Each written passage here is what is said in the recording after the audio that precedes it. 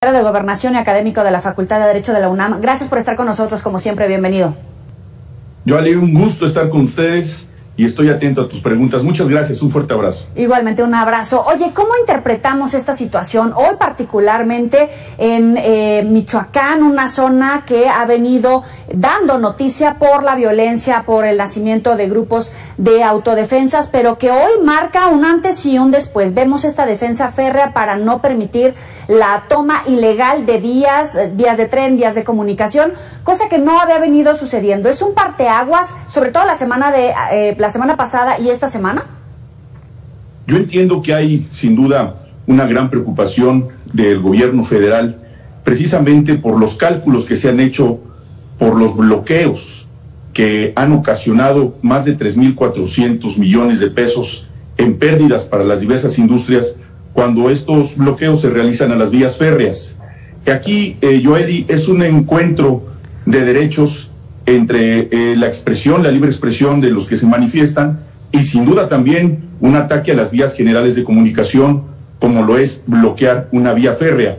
Sin embargo, yo considero aquí que también hay que tomar en consideración que algunos grupos de la delincuencia organizada ocupan los nombres de la gente, los nombres de los normalistas, tanto como profesores como estudiantes, también para que estos intereses que tienen de por medio, que son primordialmente económicos para extorsionar, lo hacen para utilizar estas medidas y así verse beneficiados.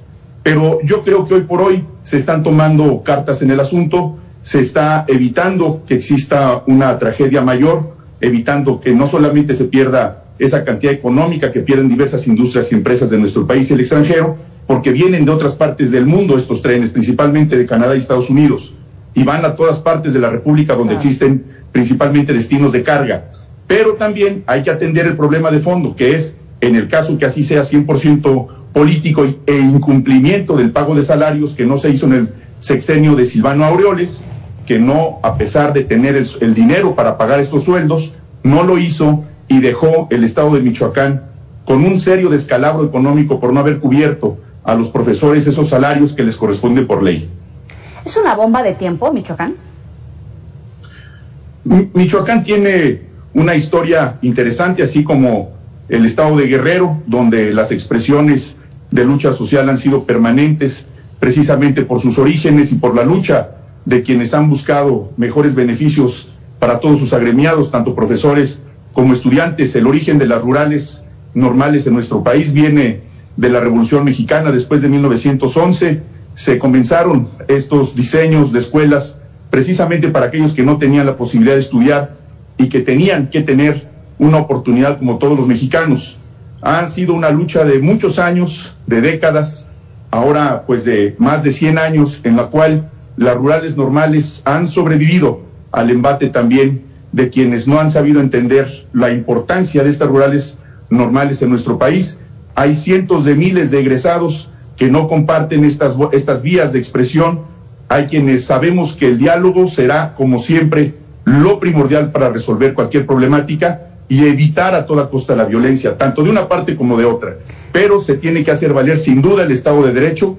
Para eso es la autoridad, nadie lo puede suplir y solamente la autoridad tiene el monopolio del uso legítimo y medido de la fuerza.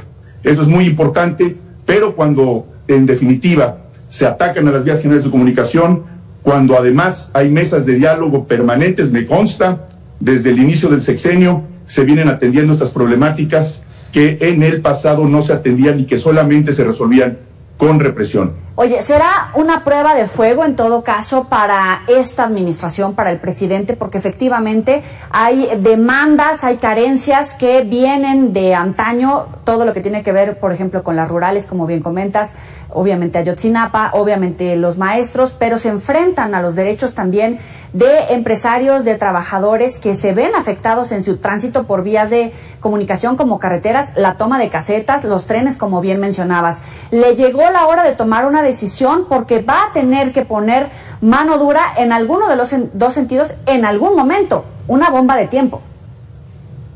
No lo veo así. El movimiento que encabeza el presidente Andrés Manuel López Obrador, no solamente en el gobierno, viene precisamente de la lucha social. Se entiende perfectamente cuáles son esas carencias. La historia de estas movilizaciones no son nuevas en nuestro país y este es el primer gobierno que tiene esa sensibilidad social. Estoy convencido que existirá no solamente el talento, sino el oficio político para resolver esto por la vía de la conciliación y evitar en ambos lados, porque también los profesores, los estudiantes, también hacen política y son buenos políticos y saben dialogar y saben conciliar. ¿Pero tienen un uso político? ¿Tienen un uso político los maestros, los estudiantes?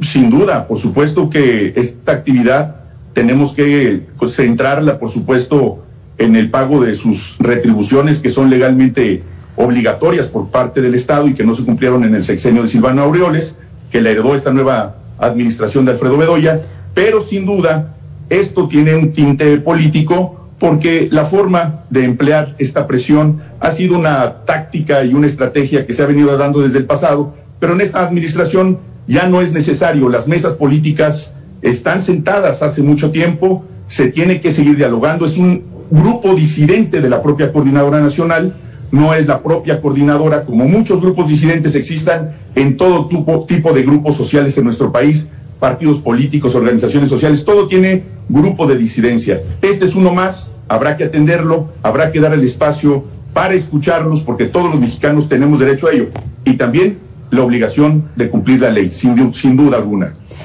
El fin de semana, el viernes, vimos que lanzaron un tráiler en contra de elementos de la Guardia Nacional, de Policía Federal, pero le pudo haber caído a una familia que pasaba por ahí en carro, al que estaba en la caseta, al que estaba en su casa en ese momento. Es, en todo caso, una escalada que no habíamos visto, sobre todo en este grupo de Ayotzinapa. ¿Qué está pasando para que suba a ese nivel la crispación, la violencia, incluso en estas protestas?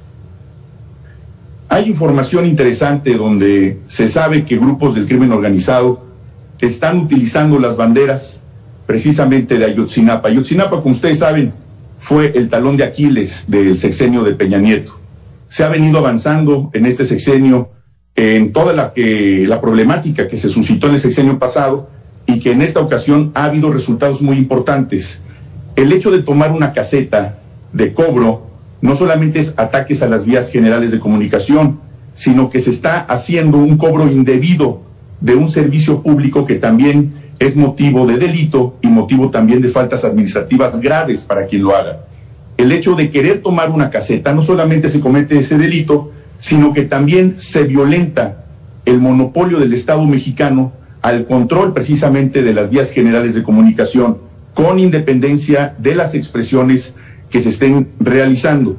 Los grupos del crimen organizado han visto en esta oportunidad de una expresión, de una manifestación, la posibilidad también de tener recursos más allá de sus actividades ilícitas, que esta también lo es, y por supuesto los ha asusado o incluso se han infiltrado en estos grupos realizando este tipo de conductas. Es una conducta ilícita el hecho de que ese vehículo haya ido sin conductor, sin control, y además con la intención de impactarse, con la intención de causar daño, sin duda es la comisión de un delito que podría incluso tipificarse como una tentativa de homicidio en contra de quien resulte responsable y por supuesto con destinatarios inciertos, porque pudo estrellarse, como bien lo dices, frente a una familia, un vehículo, o contra los propios miembros de la Guardia Nacional que estuvieron resguardando este lugar y que sin duda pues todo lo vimos en los videos.